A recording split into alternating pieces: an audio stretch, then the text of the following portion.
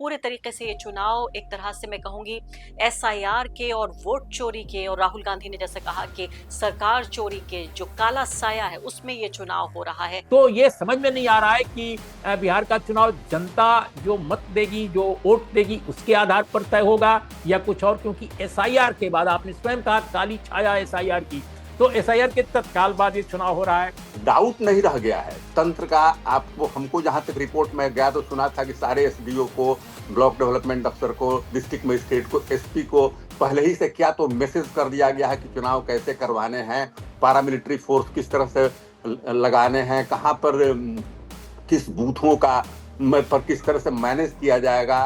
प्रशांत किशोर इस चुनाव में एक ऐसा एक्स फैक्टर है जो पहले मौजूद नहीं था, तो इसलिए प्रशांत किशोर का प्रदर्शन कैसा होगा इस पर निर्भर करेगा कि जनसुराज कितने वोट ले पाती है, कितने वोट काट पाती है, कितनी सीटें बना पाती है और कितनी सीटें बिगाड़ पाती है।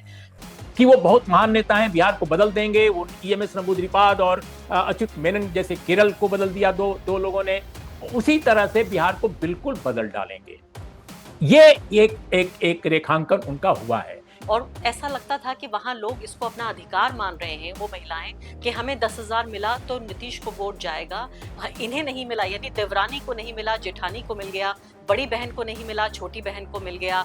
तो इस तरह से आपको लगता है कहीं ना कहीं ये भी तो एक वोटों का डिवीजन होगा, या आपको लगता है कि अभी भी ये एक गेम चेंजर है कि 10,000 रुपया अकाउंट में आ चुका है? इस चुनाव में मैं इजाफा नहीं देखता हूं, मैं यही देखता हूं कि उनका वुमेन कॉन्स्टिट्यूएंसी है वो इंटैक्ट है। ये मैं नहीं मानता कि कोई डिफरेंस क्रिएट कर देगा उस रिजल्ट के आधार। ऑलरेडी वो मिलते रहा है, अब फिर उनको सबसे ज्यादा वुमेन का वोट डिफरेंट सेक्शन से मिला।